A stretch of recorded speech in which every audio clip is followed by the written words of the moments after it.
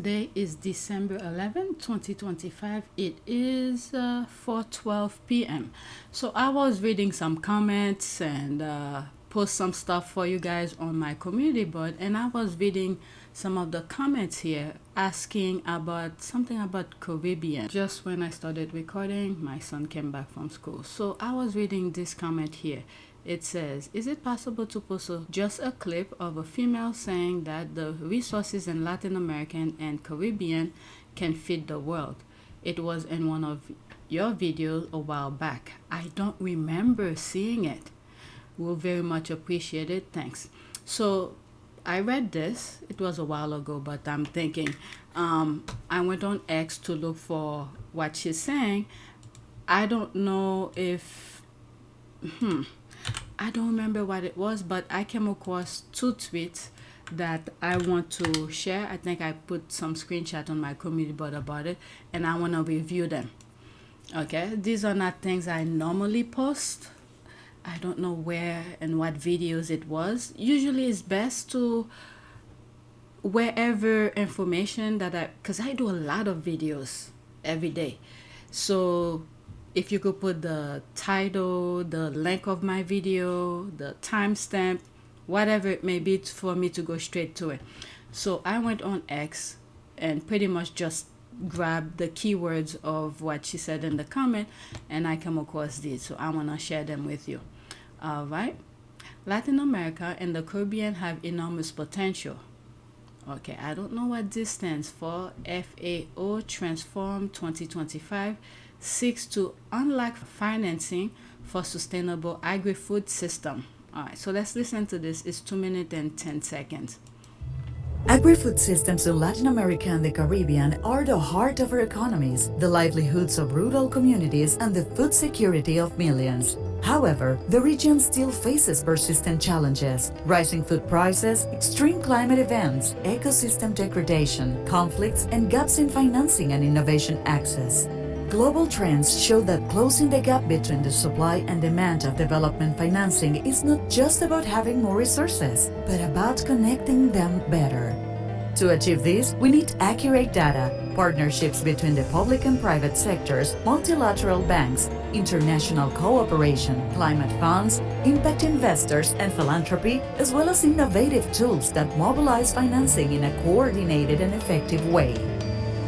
Through its technical cooperation, FAO brings together multiple partners to create innovative tools and approaches that drive the transformation of agri-food systems and unlock the potential of financing in this sector. It's time for the world to act. According to the latest International Conference on Financing for Development 2025, $4 trillion are needed every year to achieve the Sustainable Development Goals. In Latin America and the Caribbean, the financing gap for agri-food systems exceeds $160 billion annually. The challenge is huge, but so are the opportunities, because when we innovate, when we come together, when we choose to transform, anything is possible. Today is the time to open new doors, to create and share knowledge, develop innovative mechanisms, and strengthen cooperation to drive the development of the agri-food sector. Latin America and the Caribbean hold immense potential. It's time to turn it into action, to connect finance, innovation, and partnerships that change lives. FAO Transforms presents Unlocking Finance for Agri-Food Systems Transformation. Unfortunately, for my video, I'm gonna have to share some screenshot in between, but at least the audio, there's some music I have to change a little bit, but the information is there. As I was watching it, I didn't want to disrupt it too much. I remember, I don't know if I shared that with you or I was watching it independently. It's a European country, a very cold climate country that find a way of making their agriculture indoors because their temperature is not that good for creating crops. They do it like an indoor with control, heating and cooling kind of thing. They sort of mimic the what would you call it?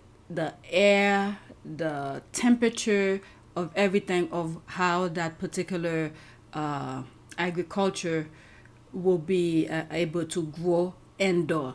And they did it in a way where is they staggered them. They put them like in shelves. It's not a shelf, but that's the only way I could explain it.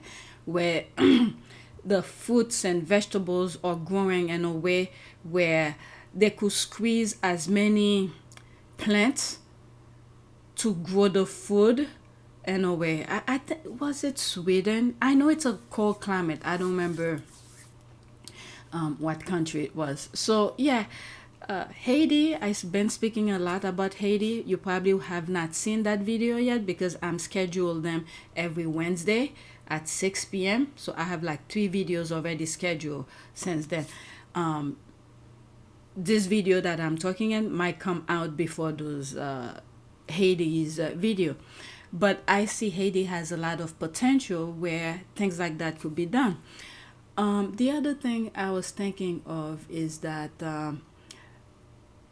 if we let in cooperation get involved into those countries, Latin America, I don't know. I think Latin America have already been taken over by cooperation.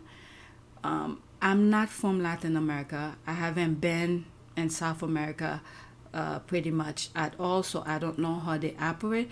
But I think majority of them have been, or if they have not, they need to be careful to not let cooperation take over, but let farmers, individual farmers, do the farming and maybe bring it somewhere where they could sell their harvest, and then to sell it overseas and put a market price per pound how things is, certain fruits and vegetables can be sold. Because once the corporation take over, they're gonna start putting stuff onto the crops to grow, pesticides and all of that. But when the farmers themselves are doing it, there's a little bit more care and understanding that goes into growing their crops. And Haiti, there's a lot of things Haiti could learn from, because a lot of other countries have been speed processing. There have been mistakes and correction that have been done, so they could pick up where the correction have been made, and then they could improve on it and do their thing. All right, so I'm not gonna go in the comment. Okay, so that was that. The other one that I want to share with you, which I put screenshot on my community board. I'll try to let oh my God, there's a lot of reading. Okay, only one country can feed itself entirely, Guyana. If international food trade suddenly stopped tomorrow, just one country on earth will be able to feed its entire population without any imports. A 2025 study in Nature Food examined the domestic production capacity of 186 countries across 7 key food categories. The finding was striking. Only Guyana, a small South American nation with under 1 million inhabitants, currently produces enough of all 7 categories to achieve full nutritional self-sufficiency. China and Vietnam came closest, meeting the threshold in 6 out of 7 categories, but every other country fell short of complete independence. Fewer than 15% of nations were self-sufficient, and even 5 of 7 groups, 6 countries including Qatar, Iraq, and Afghanistan, failed to meet the benchmark in any categories. There's a country in the Middle East that is doing some stuff in the desert where they're growing food as well. There's a lot of improvement that is being done many places to for agriculture. I don't remember which country is that. I know it's the Middle East, and I remember seeing. But anyway, let me not waste time trying to think. Let's continue. The 7 categories were grain, vegetables, fruits, meat, and dairy, protein, oil, and sugar. Today, the vast majority of countries depend on global trade to fill critical gaps in their food supply. In many cases, more than half of a nation's food imports come from a single trading partner, an acute risk in an era of rising geopolitical and climate instability. This is the thing that those people are trying to do, create the instability so they could take control of the things that they want to do. And certain group of people, those they have control of certain things so they could manipulate people. All right. Even regional blacks fare poorly. The Gulf Cooperation Council is self-sufficient only in meat, while the Caribbean community and West African nation reach the mark in just two categories each. The researchers' warning is unambiguous. Although trade brings dietary variety and efficiency, excessive dependence on imports, especially when concentrated in one or two suppliers, leaves most of the world dangerously exposed. In a planet defined by interconnected food system, Guyana stands alone as the quiet exception. Gap between national food production and food-based dietary guidance highlights lack of national self-sufficient. Nature Food 2025. Okay, Guyana is the only country in the world to produce enough food for itself. To tell you the truth, I think Haiti could do that too, but there is lack of guidance and the instability. It may not produce everything, but for food growing on the ground, if they take care of the land, they could do it.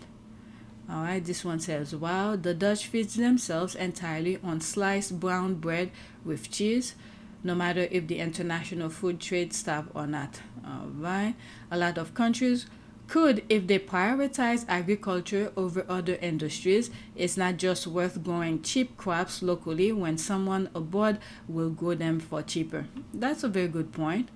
Alright, so too much reading. Okay, I'm done. I just wanted to share that with you. Okay, you could pause your screen and read. Go on my community board. I took some screenshot of these and share them with you. I just had some time. I was gonna do something completely different, but I wanted to listen to the video, and I was like, you know what? Let me record it and share it with you. Alright, so that's it. Thank you for watching.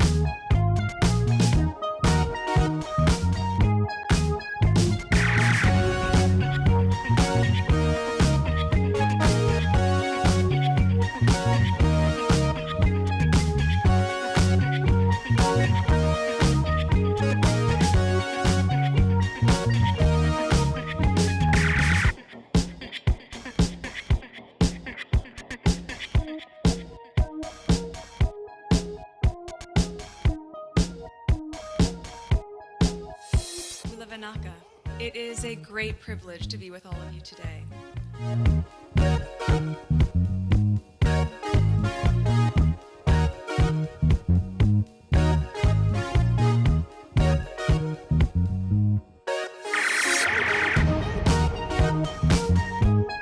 You know, we ask for forgiveness and please come back.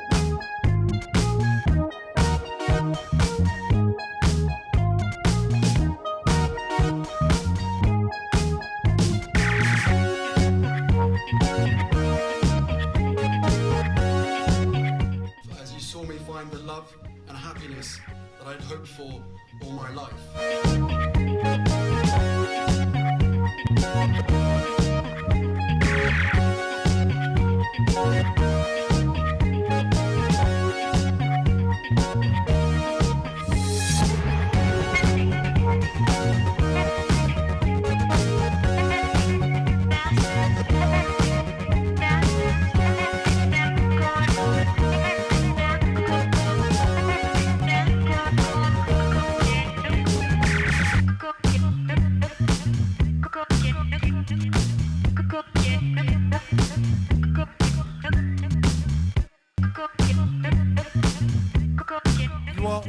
this together. And if I may speak personally, we are all in this together, because asking for help was one of the best decisions that I ever made. You will be continually amazed how life changes for the better